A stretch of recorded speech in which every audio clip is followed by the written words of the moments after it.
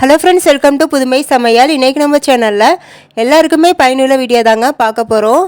நிறைய பேருக்கு பார்த்திங்கன்னா கை வலி, கால் வலி, முட்டு வலி, அதுக்கப்புறம் முழங்கால் வலி, குதிங்கால் வலி, இந்த மாதிரி எல்லா வலிகளும் இருக்குங்க. இந்த வலிகளுக்கு வந்து நம்ம ஆயின்மெண்ட்டு டேப்லெட்லாம் போட்டால் கொஞ்சம் நேரத்துக்கு மட்டும்தாங்க அது கேட்கும். மற்றபடி அடுத்த நிமிஷம் வந்து நம்மளுக்கு மறுபடியும் அதே போல் ஆரம்பிச்சிடும். இன்றைக்கி நம்ம வீடியோவில் என்ன பார்க்க போகிறோம் அப்படின்னு பார்த்தீங்கன்னா, அந்த காலத்தில் நம்ம பாட்டி தாத்தாக்கள்லாம் சொன்ன ஒரு வீட்டு வைத்தியம் தான் இன்றைக்கி வீடியோவில் உங்கள்கிட்ட ஷேர் பண்ணியிருக்கேன். இது வந்து நம்ம வீட்டில் இருக்கிற பொருட்களை வச்சே நம்ம ரெடி பண்ணிடலாம். இதை வந்து நம்ம வலிக்கும் போது யூஸ் பண்ணி தடவிட்டே வந்தோம்னா நமக்கு வந்து ரொம்ப சீக்கிரமாகவே அந்த வலிகள் வந்து முற்றிலுமாக குணமாகுங்க. ட்ரை பண்ணி பாருங்கள். வீடியோ ரொம்ப பயனுள்ளதாக இருக்கும். ஓகே, வாங்க இந்த சூப்பரான வீடியோக்குள்ளே போய் பார்க்கலாம். ஃபஸ்ட்டு இது போல் ஒரு குழிக்கரண்டி எடுத்துக்கோங்க. இல்லைனா இதுக்கு பதிலாக நீங்கள் அகல் விளக்கு இருக்குது பாருங்கள், அது கூட எடுத்துக்கலாம். கொஞ்சம் பெரிய அகல் விளக்காக எடுத்துக்கோங்க. நான் வந்து இந்த மாதிரி கரண்டி தான் எடுத்திருக்கேன். இப்போ இதில் நம்ம ஃபஸ்ட்டு சேர்க்க போகிறது நல்லெண்ணெய்ங்க. நல்லெண்ணெய் ஒரு டேபிள் ஸ்பூன் அளவுக்கு சேர்த்துக்கோங்க. இதுக்கப்புறம் இன்னொரு ஆயில் சேர்க்க போகிறோம். என்னென்னு பார்த்தீங்கன்னா விளக்கெண்ணெய்ங்க. விளக்கெண்ணையும் ஒரு டேபிள் ஸ்பூன் அளவுக்கு சேர்த்துக்கோங்க. இது ரெண்டு ஆயில் வந்து நம்ம கலந்து யூஸ் பண்ணணுங்க. அப்போ தான் நம்மளுக்கு வலி வந்து உடனே போகும். அடுத்து இதில் சேர்க்கக்கூடிய பொருள் பார்த்திங்கன்னா கிராம்புங்க. கிராம்பு வந்து ஒரு 4லேருந்து 5 கிராம்பு சேர்த்துக்கோங்க. அடுத்து வந்து சூடம் இருக்குது பாருங்கள், கற்பூரம். அது வந்து 1லேருந்து 2 வரைக்குமே சேர்த்துக்கலாம். நான் வந்து 1.5 சூடம் சேர்த்துருக்கேன். அடுத்து பார்த்திங்கன்னா லாஸ்ட்டாக நம்ம சேர்க்க போகிறது பூண்டுங்க.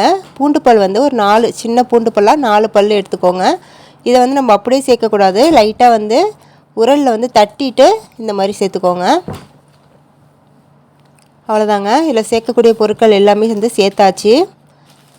இப்போ இதை நம்ம ஸ்டவ்வை ஆன் பண்ணிவிட்டு நல்லா ஹீட் பண்ணிக்கணுங்க. அதாவது அதில் சேர்த்துருக்க பொருட்கள் எல்லாமே வந்து அந்த எண்ணெயோட அந்த ஃப்ளேவர் எல்லாமே வந்து இறங்கியிருக்கணும் அந்த எண்ணெயில். ஸ்டவ்வை ஆன் பண்ணிவிட்டு நல்லா எரிய விட்டுக்கலாம். இந்த கற்பூரெல்லாம் சீக்கிரம் வந்து கரைஞ்சி இந்த பூண்டுலாம் வந்து நல்லா மொறுமொறுன்னு, அதாவது கோல்டன் ப்ரௌன் கலரில் வந்து ஆகி வருங்க. அந்தளவுக்கு நல்லா வந்து நம்ம காய்ச்சி எடுத்துக்கணும். இது நல்லா சூடாகி வரும்போது பார்த்திங்கன்னா நல்லா நுரைச்சி பொங்கி வருங்க. ஒரு 5 மினிட்ஸ் வந்து நம்ம இது மாதிரி ஹீட் பண்ணிக்கலாங்க. பொங்கி வர ஸ்டேஜில் ஒரு ஸ்பூனை வச்சு நல்லா மிக்ஸ் பண்ணி விட்டுக்கோங்க. இப்போ இந்த அளவுக்கு நல்லா காய்ச்சின பிறகு நம்ம ஸ்டவ் ஆஃப் பண்ணிடலாங்க. இப்போ இதை வந்து ஆற விட்டுக்கலாம். எப்படி ஆற விடணும் அப்படின்னு பார்த்தீங்கன்னா, கொஞ்சம் நல்லா கை பொறுக்கிற சூடு இருக்கும் பாருங்கள், அந்த அளவுக்கு ஆற விட்டால் போதும். ரொம்ப வந்து ஆற விட்டுறாதீங்க. கொஞ்சம் சூடு நல்லா இருக்கும். நம்மளுக்கு பொறுக்கிற அளவுக்கு சூடு இருந்தால் போதும். அந்த மாதிரி இருந்தால் தான் நமக்கு நல்லா ஒர்க் ஆகும். இப்போ பார்த்திங்கன்னா இந்த மாதிரி எடுத்து நமக்கு எங்கெல்லாம் வலி இருக்கோ அங்கே நல்லா வந்து இந்த மாதிரி தேய்ச்சி விட்டுக்கணுங்க, சூடு பறக்க. அதே போல் இந்த எலும்புகள் வந்து ஜாயிண்ட் ஆகிற இடம் இருக்குது பாருங்கள், ஜாயிண்ட் பெயின்னு சொல்லுவாங்களா, அந்த மாதிரி இடங்கள்லையும் நம்ம இதை வந்து அப்ளை பண்ணிக்கலாங்க. நமக்கு உடனே வந்து நல்லா ரிலீஃப் ஆகிறத நீங்களே பார்ப்பீங்க. இந்த மாதிரி இந்த இடங்கள்லாம் வந்து நமக்கு குழந்தைங்களுக்குலாம் வந்து அடிக்கடி இந்த இடங்களில் வலிக்குங்க, ஜாயிண்ட் உள்ள இடத்துல. அங்கெல்லாம் வந்து நம்ம இதை அப்ளை பண்ணிக்கலாம். இதே போல் முழங்கால் வலிகளுக்கும் நம்ம இதை வந்து அப்ளை பண்ணிக்கலாங்க. நம்ம வீட்டில் இருக்கிற பொருட்களை வச்சே இந்த மாதிரி ஹோம் ரெமடி நம்ம யூஸ் பண்ணும்போது நமக்கு நல்லாவே ரிசல்ட் கொடுக்குங்க. ஃபஸ்ட் டைம் யூஸ் பண்ணும் போதே நமக்கு நல்ல பெட்டரான ரிசல்ட் கிடைக்கும். இதை நீங்கள் தொடர்ந்து யூஸ் பண்ணிகிட்டே வரும்போது பார்த்தீங்கன்னா உங்களுக்கு படிப்படியாக வந்து வலிகள் குறைய ஆரம்பிக்கும். இது கூடவே நம்ம தினமும் சாப்பிட்ற சாப்பாட்டில் நல்ல ஹெல்த்தியான ஃபுட்டு, அதாவது கால்சியம் அதிகமாக உள்ள ஃபுட்டை வந்து நம்ம எடுத்துக்கும் போது நமக்கு இந்த கை கால் வலிலாம் வந்து வராமல் இருக்குங்க. அந்த மாதிரியான ஒரு ரெசிபி வந்து இந்த வீடியோவில் நான் ஷேர் பண்ணியிருக்கேன். இதுவுமே உங்களுக்கு ரொம்பவே பயனுள்ளதாக இருக்கும். ட்ரை பண்ணி பாருங்கள். இதுக்கு வந்து நமக்கு தேவைப்படுறது பார்த்தீங்கன்னா கால்சியம் தான். முக்கியமாக கால்சியம் வந்து நம்ம பாலில் மட்டும் தான் இருக்குன்னு சொல்லிட்டு நினச்சிட்ருப்போம். ஆனால் பாலை விட அதிகமான கால்சியம் வந்து இன்னும் நிறைய பொருட்களில் இருக்குங்க. அதில் முக்கியமாக பார்த்தீங்கன்னா கேழ்வரகுங்க. இந்த கேழ்வரகு ராகியில் வந்து அதிக அளவு பாலை விட கால்சியம் இருக்குங்க. இப்போ இந்த ராகியை நம்ம உணவில் எப்படி சேர்த்துக்கலாம் அப்படிங்கிறத ஒரு ரெசிபியாக உங்களுக்கு நான் ஷேர் பண்ணுறேன். அது கூடவே பார்த்தீங்கன்னா இன்னொரு கால்சியம் அதிகமுள்ள உணவுன்னு என்னென்னு பார்த்தீங்கன்னா முருங்கைக்கீரைங்க. இந்த முருங்கைக்கீரையும் இந்த ராகியும் வச்சு தாங்க நான் இன்றைக்கி ஒரு ரெசிபி செஞ்சு காட்ட போகிறேன். இது ரெண்டுமே நம்ம சேர்த்து உணவில் எடுத்துக்கும் போது பார்த்தீங்கன்னா நம்ம உடலுக்கு தேவையான கால்சியம் சத்து போதுமான அளவுக்கு நமக்கு கிடச்சிருங்க. வீக்லி வந்து 2 டைம்ஸ் வந்து நீங்கள் இந்த மாதிரி செஞ்சு சாப்பிடுங்க. உங்களுக்கு எலும்பு பிரச்சனை, தேய்மான பிரச்சனை, இடுப்பு வலி, முதுகு வலி, இந்த மாதிரி எந்த ஒரு வலியுமே வராமல் இருக்குங்க. போன்ஸ் வந்து நல்லா ஸ்ட்ரென்த்தாக இருக்கும். ட்ரை பண்ணி பாருங்கள். இந்த ரெசிபி செய்கிறதுக்கு ஸ்டவ் ஆன் பண்ணிவிட்டு ஒரு பாத்திரம் வச்சுக்கலாம். இதில் வந்து 1 டேபிள் ஸ்பூன் அளவுக்கு எண்ணெய் சேர்த்துக்கோங்க. இப்போ இதில் கொஞ்சமாக கடுகு சேர்த்துக்கலாம். கடுகு பொரிஞ்சோன்னே 1 டேபிள் ஸ்பூன் அளவுக்கு கடலைப்பருப்பையும் சேர்த்து கடலைப்பருப்பு நல்லா பொன்னிறமாகிற வரைக்கும் வறுத்து விட்டுக்கலாம். இப்போ இதில் 2 மீடியம் சைஸ் பெரிய வெங்காயத்தை சின்ன சின்னதாக கட் பண்ணி வச்சுருக்கேன். அதையுமே இது கூட சேர்த்து லைட்டாக வந்து வதக்கி விட்டுக்கலாங்க. ரொம்ப வந்து ப்ரௌனாக வதங்கணும் அப்படின்னு அவசியம் இல்லை, லைட்டாக வதங்கினா போதும். இந்த அளவுக்கு வெங்காயம் வதங்கினதுக்கப்புறம் இதில் வந்து தேவைக்கேற்ப உப்பு சேர்த்துக்கலாம். இது கூட வந்து 2 கைப்பிடி அளவுக்கு முருங்கைக்கீரையை வந்து நல்லா வாஷ் பண்ணிவிட்டு சேர்த்துக்கோங்க. சேர்த்துட்டு வதக்கி விட்டுக்கலாம். ஒரு 5 மினிட்ஸ்லேயே வந்து பார்த்தீங்கன்னா இது நல்லா வதங்கி வந்துடும். இப்போ அது நல்லா வதங்கினோன்னா நம்ம ஸ்டவ்வை ஆஃப் பண்ணிடலாங்க. அடுத்து ஒரு பவுலில் 1 கப் அளவுக்கு ராகி மாவு சேர்த்துக்கணுங்க. என்கிட்ட ராகி மாவா இல்லை ராகியாக இருந்துச்சு, அதை வந்து நான் மிக்சியில் பொடி பண்ணிவிட்டு சளிச்சிட்டு சேர்த்துக்கிறேன். உங்ககிட்ட ராகி மாவே இருந்துச்சுன்னா நீங்கள் அதையும் சேர்த்துக்கலாம்.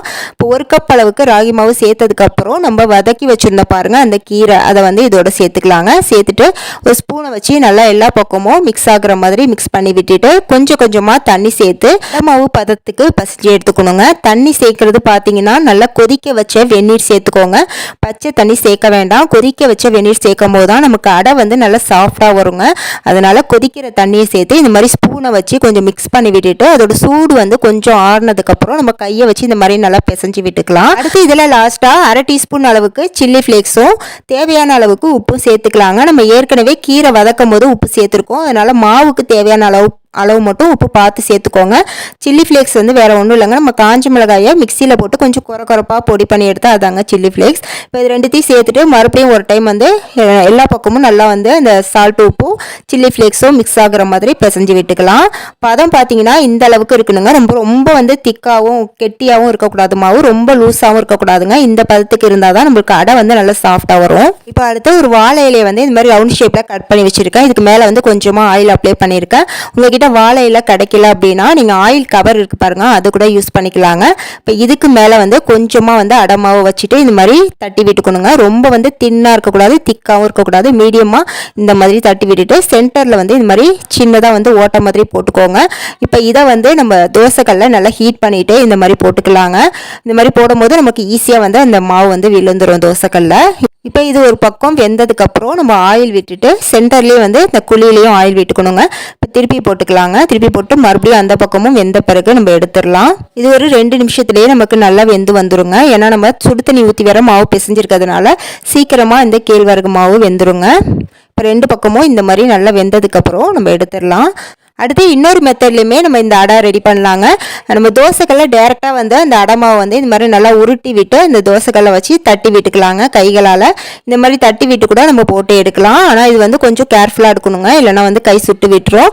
உங்களுக்கு வந்து பிகினஸாக இருந்தீங்க அப்படின்னா நீங்கள் அந்த வாழையில இல்லைனா அந்த ஆயில் கவரை வச்சு செஞ்சு பார்த்துக்கோங்க. ஃபஸ்ட்டு நீங்கள் கொஞ்ச நாள் பழகிட்டிங்கன்னா நீங்கள் டக்குன்னு இந்த மாதிரி டேரெக்டாகவே போட்டு எடுத்துடலாங்க.